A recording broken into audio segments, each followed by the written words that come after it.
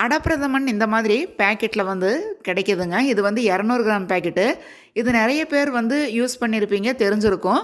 இந்த 200 கிராம் பேக்கெட்டில் வந்து நான் பாதி அளவுக்கு எடுத்திருக்கேன். 100 கிராம் அளவுக்கு இந்த டம்ளரில் 3/4 டம்ளர் அளவுக்கு 100 கிராம் அளவுக்கு எடுத்து வச்சுருக்கேன். இதை வந்து ஒரு பாத்திரத்தில் போட்டுக்கிட்டு 2, 3 தடவை நல்லா கழுவிட்டு குப்பையெல்லாம் இருக்கும். அதனால் அந்த தண்ணியை கீழே ஊற்றிட்டு வேறு புதுசாக நல்ல தண்ணி ஊற்றி ஒரு அரை மணி நேரம் வந்து இதை வந்து ஊற வச்சிடலாம். அதுக்கப்புறமாக ஒரு 3 டம்ளர் அளவுக்கு வந்து தண்ணி ஒரு பாத்திரத்தில் வச்சு நல்லா கொதிக்க வைங்க. அந்த தண்ணி நல்லா கொதிக்கிறப்ப நம்ம ஏற்கனவே ஊற வச்சுருந்தோம் இல்லைங்களா, அந்த அடப்பிரதமனுக்கு உண்டான அந்த அடை, அதை வந்து இந்த தண்ணியெல்லாம் நல்லா வடிச்சிட்டு அதை மட்டும் எடுத்து கொதிக்கிற தண்ணியில் அப்படியே சேர்த்தி ஒரு 15 நிமிஷம் வந்து வேக விடுங்க. அடுப்பு வந்து சிம்மில் வச்சுக்கோங்க. அந்த தண்ணியில் வந்து இது ஒரு 15 நிமிஷம் வேகணும்.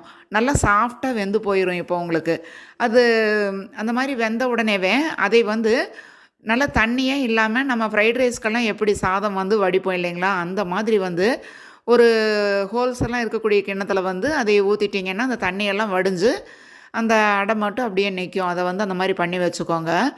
அதுக்குள்ளே வந்து இப்போ நம்ம வந்து கேரமல் வந்து ரெடி பண்ணணும். கொஞ்சமாக சர்க்கரை, ஒரு 50 கிராம் அளவுக்கு சர்க்கரை சின்னதாக ஒரு வாணலியில் நான் சேர்த்திருக்கேன். தண்ணியெல்லாம் எதுவும் ஊற்றாமல் இந்த சர்க்கரை வந்து நல்லா அப்படியே ப்ரௌன் ஆகணும். ரொம்ப ப்ரௌன் ஆகாமல் ஓரளவுக்கு லைட் ப்ரௌன் ஷேடு வந்த உடனே அடுப்பு ஆஃப் பண்ணிவிட்டு இதில் ஒரு 1/4 டம்ளர் அளவுக்கு ஆகிற மாதிரி தண்ணி ஊற்றிடுங்க அந்த சர்க்கரையில். அந்த சர்க்கரை நீங்கள் ஊற்றின உடனேவே கெட்டிப்பட ஆரம்பிக்கும். அதை அப்படியே கரைச்சி விட்டுருங்க. அது வந்து இந்த மாதிரி கொஞ்சமாக தண்ணி ஊற்றி லைட் ப்ரௌன் ஷேடில் வந்து இதை வந்து நம்ம கலக்கி ரெடியாக வச்சுக்கணும். இப்போ பால் வந்து ஒரு 5 டம்ளர் அளவுக்கு நான் பால் எடுத்திருக்கேன். நல்லா கெட்டிப்பால், தண்ணியெல்லாம் எதுவும் ஊற்றாத கெட்டிப்பாலில் நம்ம ஏற்கனவே வேக வச்சுருந்தோம் இல்லைங்களா, அந்த அடப்பிரதமனுக்கு உண்டான அந்த அடை, அதை வந்து அந்த கொதிக்கிற பாலில் வந்து சேர்த்திக்கலாம். அடுப்பு வந்து சிம்மில் வச்சுக்கோங்க. இப்போ 5 டம்ளர் பால் வந்து உங்களுக்கு அப்படியே கொஞ்சமாக அப்படியே சுண்டி வரணும். ஒரு 15 நிமிஷம் இருந்தால் அந்த பால் வந்து சுண்டி வந்துடும். இப்போ இதுக்கு தேவையான அளவுக்கு சர்க்கரை சேர்த்திக்கலாம்.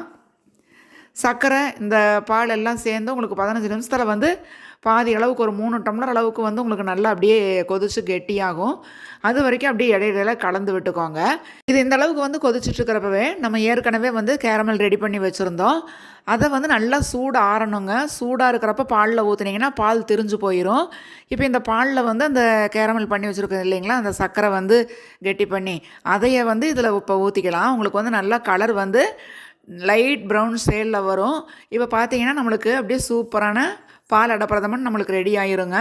நீங்கள் ரொம்ப நேரம் கொதிக்க வச்சு இதுக்காக வந்து மில்க்கு மெய்டெல்லாம் போட வேண்டியதே இல்லை. இந்த மாதிரி ரெடி பண்ணி பாருங்கள். சூப்பரான அடப்பிரதமன் நம்மளுக்கு ரெடி ஆகிருச்சு. ஓணம் பண்டிகைக்கு இந்த மாதிரி ட்ரை பண்ணி பாருங்கள்.